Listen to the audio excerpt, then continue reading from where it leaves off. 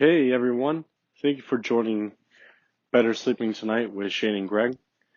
I just wanted to create an open here and explain to anyone that's been listening where we've been and what's been going on. I went on vacation for a week, came back, and immediately had to start helping out with some issues around the area, filling in. And in doing so, Greg and I saw each other very, very little. And then Greg took a vacation as well, came back, and we both had to kind of help fill in holes where we would usually see each other a couple times a week. We got to the point where we weren't seeing each other at all. And it's really unfortunate because what it's done is made it really hard for us to complete recording an episode. So, with that in mind, for this current status for the foreseeable future, we don't know if we're going to get a chance to do another episode anytime soon. And Greg and I worked on this episode actually about a week ago, and we were trying to do an episode about back to school. And he was here at the location he and I both usually work at, and I was at another location. And we kept trying to get this thing off its feet, and we kept having issues with, I don't know, the signal or what it was, but the call kept dropping. So we had decided we were going to try to, when we saw each other again, try to record this episode again. And as it looks right now, we may not be seeing each other again anytime soon. So I wanted to get this out there, and I wanted to present you guys with at least one final episode, just because it was something Greg and I really wanted to get done. Now, we had kicked around this idea of doing this show from two different stores, and we still might try doing that in the future. But it's kind of funny because we never wanted to make this show about where we work. We wanted it to be information you could take universally. But it was kind of funny because we wanted to try it this way this week. And so let's have a listen to what Greg and I got recorded. And after it cuts off, then I will come back and kind of fill in the rest of the gaps of what we were going to go over and all of that. So thanks for listening again, guys. We really appreciate it. And one last time, at least, if you haven't already, give us a like on Facebook at facebook.com/Pure Sleep Utica. Thanks, guys.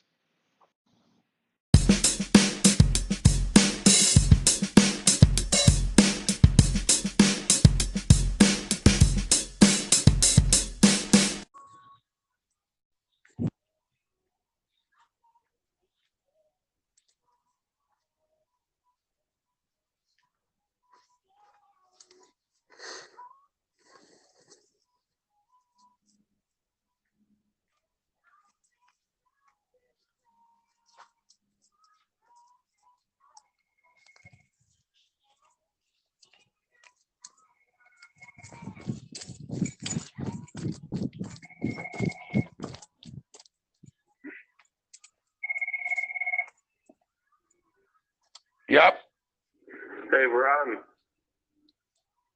I'm on it. Yeah, I know.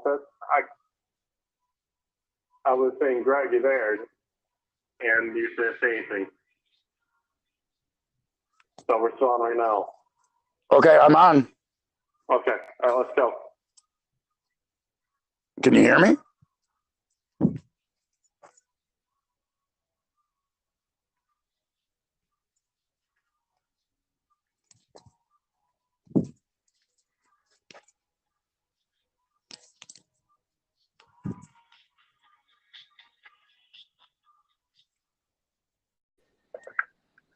Hey, Greg, how's it going? Everything's going great, Shane. How's it going with you? It's going good, man. Where you at today? Out in Utica. Where are you at today? I'm out in Chesterfield, so we're, probably a good maybe 10 miles away from each other, maybe. Well, then, hey, let's do this. I'm at Utica East.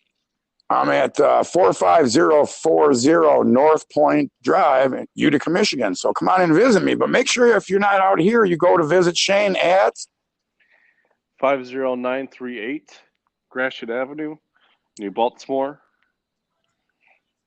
It says Chesterfield, but New Baltimore, Chesterfield.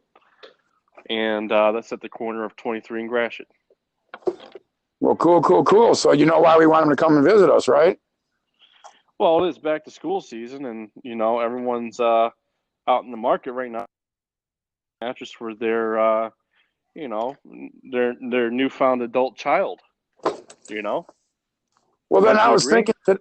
Well, I was thinking then today. Let's talk about back to school mattresses. Absolutely. So, it's one of those categories that comes up especially in August every year, August, September, because usually the college kids get back to school before the elementary, primary, secondary school kids. So it's a little bit different, right? Greg, obviously, they have just become adults. They're getting adjusted to the real world. What are three key things that you focus on with customers when they're looking for a mattress for back to school? Well, I know a lot of people come in and their main concern, a lot of times I hear is price. But what we really actually key in on is support and durability of a mattress for them to maybe take home from college and continue to use. What do you Yeah. key in on? Well, I look at the support. I look at the person using it, because part of any mattress is the support, and also trying to take in consideration their support needs. It sounds like you got a customer calling, Greg. Sounds like it, but it's another store, and I'll call them right back. So let's continue on with our podcast, Shane. Awesome. All right, Greg. So, and that's the thing, guys, is that, when we're doing this, we're usually working side by side so we can edit some of the stuff out. But we got to be as live as we possibly can today. So stuff like that might come up. Someone might walk in the door and we'll have to drop our conversation altogether. But, so you got to look at the, person that's going to be using it, because I might have a couple go-to back-to-school mattresses for certain body types, for certain support needs and stuff. But, you can't ignore the facts of what support's going to work best for them. Is there anything that we carry that you sell a lot of for the back-to-school, Greg? Yeah, absolutely. And I do want to throw this out. I get to ask this a lot, and I'm sure you do too. Is it important to go ahead and do a diagnostic with these students that are going back to school? And of course, my answer is yes. How do you feel in that direction? Absolutely. I mean, we're still looking for a mattress. It's not even if you're not looking to spend a lot of money on it per se, and we don't necessarily expect anyone to spend a lot of money on anything, but it's still important to make sure we key in on that correct support so that way they can get a good night's sleep. What's funny is I had a back to school student the other day that she's going in for her fourth year, senior year, for being a nurse in her nursing program. And, we were looking at some options, and, she was with her mom, and, mom kept keying in on price. And she really was, very diligent that she wanted the cheapest option that we had. And Greg, anything about a nursing student fourth year, just off the top of your mind without me prompting you here, what would you think about for a mattress? What do you think would be? Hey, How are you? good. It dropped. It just dropped again, yeah. All right. Anyways, so again, so what do you think would be important for a college student who is going to fourth year nursing for her mattress? I mean, just realistically speaking, what should be on that mattress bare minimum? What should be on the mattress? What should be in it? What do you think she should be looking at? Well, here's the nice thing. We have mattresses starting at $95 that'll actually support a young person. Again, support. We need a good coil setup. We need some foam. we need some temperature control, and we need to fit it into mom and dad's pocketbook.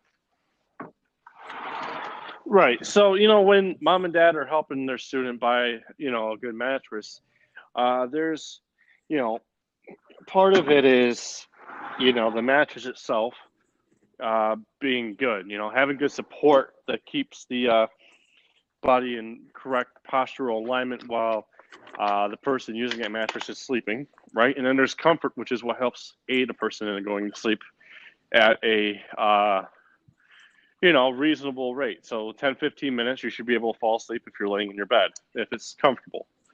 And what we were looking at was one of the cheaper price mattresses, and they're great value and all of that, but being up all night at college doing your research for your med exams and all of that, you definitely need to be able to maximize your sleep, right, Greg? That's correct. You definitely need to maximize your sleep, get some good REM sleep in there.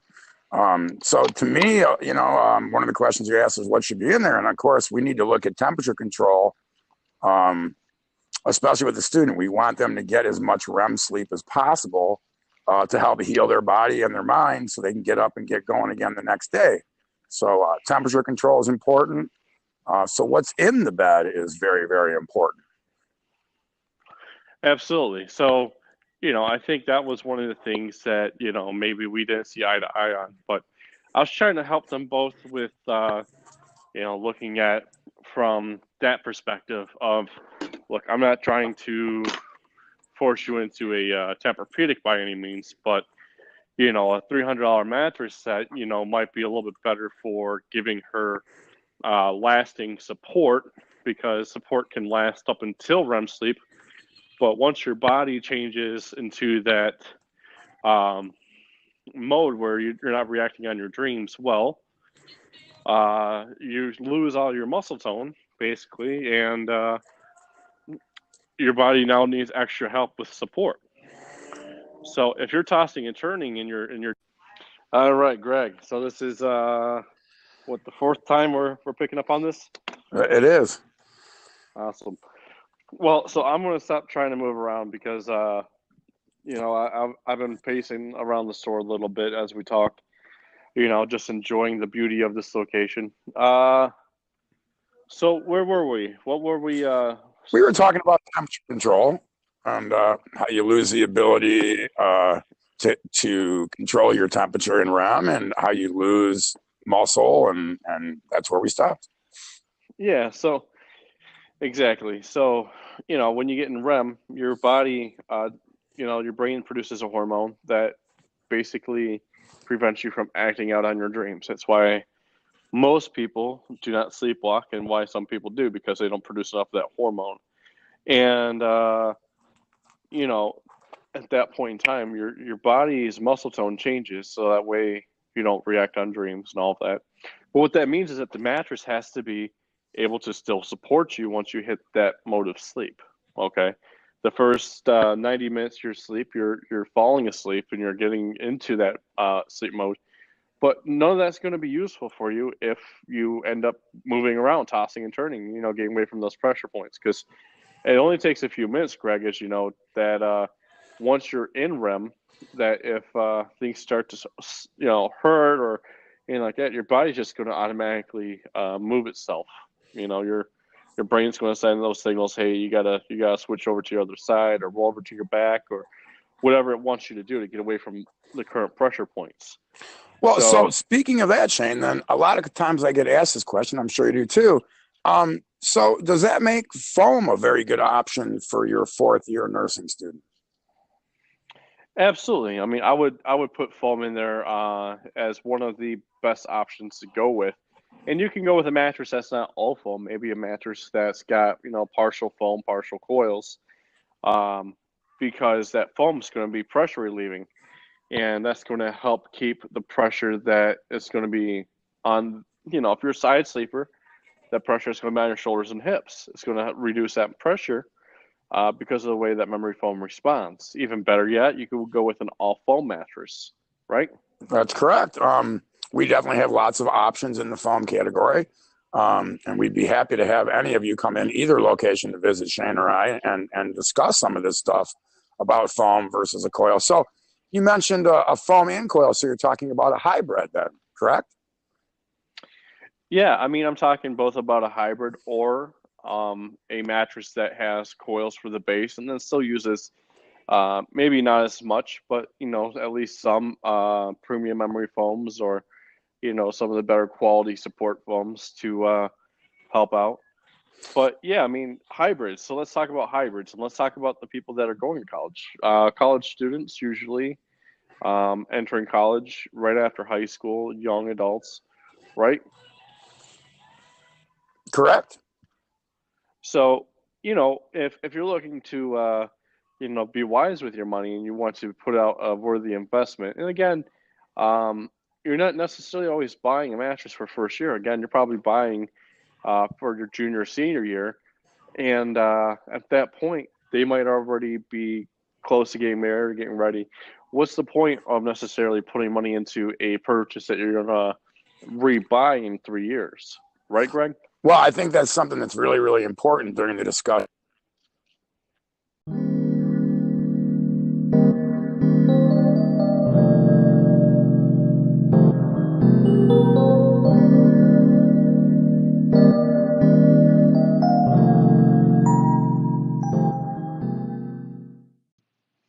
All right. So right about there is where Greg and I lost our call again. And after a few times, what we decided to do was to call it off and we were going to meet up again and finish recording this episode. But as I said earlier, unfortunately, the circumstances have gotten us to where we can't finish recording this episode, or at least in time for it to still be relevant. For those of you who are maybe out there in the market right now looking for a back to school mattress, or like we were talking about, a junior year mattress, and this is what we were going to get into next. If you're already at a point where you have decided, okay, we're going to put in maybe $500 to $600 for this mattress set as parents. And I've seen it a couple times where, it's less than that, and that's the fact of the matter is that no one's made of money. But, again, if you want to buy them something that's going to last them a while, I'm not saying $500 to $600 can't get you a decent mattress that's going to last them a little while, but it is an investment. It's like anything else. And if they can afford to maybe help pitch in a couple $100, or maybe if you were to put it on financing for a year or two, where they can help you out and give you maybe $25 a month or something like that, then you can help them get a better night's sleep by allowing them to have a little more free range of what mattress works best for them. Greg and I were going to talk a little bit about hybrids, and hybrids are very popular in mattresses today, and a lot of that's got to do with pressure relief that comes from the memory foam, and we talked about that stuff in some of the previous episodes, but we think that if you're able to do that, then it might be something to consider. Now, one thing that happens is, and this is why a lot of times people don't go that route, is they're restricted to a full-size mattress in their dorm or in their school. But if they're renting a separate apartment, not attached to the school, then check the room dimensions and see if it can support a queen size, because oftentimes it probably can. There's not much of a dimensional difference between a full-size mattress and a queen-size mattress. And even if you're not going to put the extra couple $100 or $1,000, whatever the price difference of some of these mattresses may be, realistically speaking, most people are going to keep a queen size mattress longer than a full size anyway. So that's what we were going to get at. We just want to make sure that, you know, it makes sense when you're making that purchase. And again, we want your students to be comfortable too, because if they can't sleep at night, they're not going to do as good on the test as they could. And that's not our opinion, that's what science proves. So, with all of that being said, I just want to thank everyone for sticking around, for downloading this episode, for being a subscriber. I'm probably going to continue doing something like this. It may not be the same format. It might be a little bit different. I might talk to different people every week. But I have enjoyed doing this and bringing this information out to people in a way that educates and doesn't make me necessarily a shill for my company, just to educate you guys. So thanks again for subscribing. And until next time, have a great night's sleep. The podcast you just heard was published with Anchor. Got something you want to say to the creator of this show? Send them a voice message using the Anchor app, free for iOS and Android.